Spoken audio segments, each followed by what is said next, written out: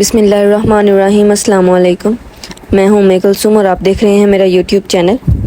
میں نے اپنی بیٹی فاطمہ پیر کے بچوں کے ساتھ کھیلنے کے لیے بھیجی تھی، پھر میری بیٹی کی یہ حالت کیوں کی گئی کہ اس کی لاش واپس آئی؟ شبانہ ہر آنے والے صحافی، انسانی حقوق کے کارکن اور تفتیشی پولیس اہلکاروں کو یہی دہائی دیتی ہے۔ گزشتہ ماہ 13 اگست کو 10 سالہ فاطمہ صوبہ سندھ کے علاقے رانی پور کے ایک پیر کی حویلی میں ہلاک ہو گئی تھی۔ پولیس نے مقدمہ درج کر کے ملزم پیر اسد شاہ کو گرفتار کیا، جبکہ ان کی اہلیہ حنا شاہ اپنے والد پیر فیاض شاہ کے ساتھ بدستور مفرور ہیں اور پولیس انہیں گرفتار کرنے میں ناکام۔ فاطمہ کی والدہ شبانہ 9 ماہ قبل اپنی بیٹی کو بطور ملازمہ حویلی پر چھوڑ کر آئی تھیں اور اس کے بعد انہیں اپنی بیٹی کو گھر لے جانے کی کبھی اجازت نہیں ملی۔ شبانہ بتاتی ہیں کہ ملزم پیر اسد شاہ کے بچے اور فاطمہ تقریباً ہم عمر تھے۔ پیر فیاض شاہ نے کہا کہ فاطمہ کو حویلی چھوڑ جاؤ، وہ ان کے بچوں کے ساتھ کھیلے گی۔ میں نے یہ کہہ کر منع کیا کہ آپ کی بیٹی سخت طبیعت کی مالک ہیں، جس پر پیر فیاض کہنے لگے کہ نہیں، وہ بچی کو خوش رکھے گی۔ شبانہ پھر اپنی بیٹی کو حویلی چھوڑ آئیں، لیکن وہ کہتی ہیں کہ اس 9 ماہ کے دوران انہیں 2 سے 3 بار ہی فاطمہ سے ملنے دیا گیا۔ وہ بتاتی ہیں کہ حویلی کے گیٹ کے باہر 5-7 منٹ ملاقات ہوتی تھی۔ فاطمہ کے ساتھ ایک ملازمہ ہوتی تاکہ اس پر نظر رکھ سکے، جبکہ CCTV کیمرے بھی لگے ہوئے تھے، اس لیے فاطمہ کوئی بات نہیں بتاتی، نہ ہی کسی تکلیف کا ذکر کرتی تھی۔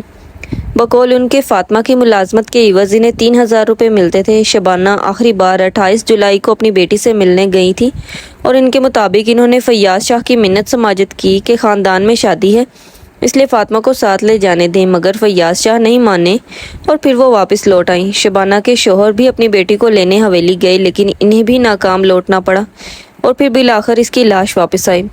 شبانہ بتاتی ہیں کہ جب ہم نے فاطمہ کو دفن کیا تو اس کے بازوؤں، گلے پر تشدد کے نشانات تھے، بال نوچے ہوئے تھے، جبکہ ایک بازو بھی ٹوٹا ہوا تھا۔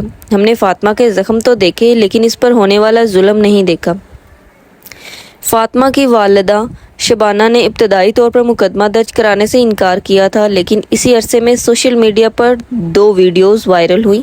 ان ویڈیوز میں سے ایک میں لاش پر تشدد کے مبینہ نشانات تھے، جبکہ دوسری ایک CCTV فوٹیج تھی جو حویلی سے فاطمہ کی لاش گاؤں لانے والے نوجوانوں کے اصرار پر انہیں حویلی سے دی گئی تھی۔ فاطمہ کی لاش گاؤں لانے والے نوجوانوں میں ایک محمد حسن بتاتے ہیں کہ دوپہر 2-2:30 بجے کا وقت تھا جب رانی پور سے ان کے رشتہ دار نے فون کر کے گاؤں میں بتایا کہ فاطمہ فوت ہو گئی ہے۔ محمد حسن کے مطابق فاطمہ کے والدین غریب ہیں، اس لیے وہ 3 دوست لاش لینے کے لیے بائک پر روانہ ہو گئے۔ حویلی پہنچے تو خاموشی تھی، پھر ڈیرے پر گئے۔ تقریباً آدھے گھنٹے کے بعد فیاض شاہ نکل کر آئے۔ ہم نے ان سے پوچھا کہ فاطمہ کیسے فوت ہو گئی۔ انہوں نے ڈاکٹر اور لیبارٹری کی رپورٹس دکھائیں۔ ہم نے کہا کہ وہ تو ٹھیک تھی، جس پر انہوں نے کہا کہ CCTV فوٹیج دیتا ہوں، اس کے والدین کو دکھانا، لیکن کسی اور کو نہ دکھانا۔ 1 گھنٹے انتظار کے بعد فون سے اسکرین ریکارڈ کر کے ہمیں دے دی گئی۔ محمد حسن نے بتایا کہ انہوں نے یہ ویڈیو والدین اور رشتہ داروں کو دکھائی، لیکن کوئی اعتبار نہیں کر رہا تھا، اور جب صبح فاطمہ کی تدفین سے قبل اس کو غسل کرایا گیا تو اس کے جسم پر تشدد کے نشان موجود تھے۔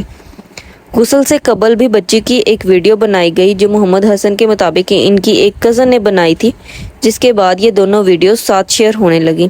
SSP خیرپور روہل کھوسو کہتے ہیں کہ SHO رانی پور فاطمہ کی والدہ کے پاس کارروائی کے لیے گئے تھے، لیکن انہوں نے کہا کہ ان کی بچی بیمار تھی اور دوائیاں بھی دکھائیں، لیکن بعد میں سوشل میڈیا نے اہم کردار ادا کیا۔ پولیس دوبارہ والدہ کے پاس پہنچی، جس کے بعد وہ مقدمہ درج کرانے کے لیے راضی ہوئی۔ دوسری جانب اس بارے میں فاطمہ کی والدہ کہتی ہیں کہ ان کے 3 اور رشتہ دار لڑکیاں بھی پیر کے گھر موجود تھیں۔ جب وہ واپس آ گئیں تو انہوں نے مقدمہ درج کرایا۔ میڈیا اور سوشل میڈیا پر شدید تنقید کے بعد درگاہ پر مرید اور عقیدت مند جمع ہوئے اور الزامات کو پروپیگنڈا قرار دیا، لیکن پولیس نے دھمکی آمیز تقاریر کرنے کے الزام میں 40 کے قریب افراد پر مقدمہ درج کر کے بعض مریدین کو گرفتار بھی کیا۔ خیرپور ضلع میں واقع رانی پور کی درگاہ 17ویں صدی میں قائم ہوئی تھی اور یہاں زیادہ تر سندھ اور بلوچستان سے عقیدت مند آتے ہیں، لیکن فاطمہ کی ہلاکت کے بعد درگاہ کا پیر خاندان زیر بحث اور زیر تنقید ہے اور یہاں لوگوں کی آمد میں بھی کمی آئی ہے۔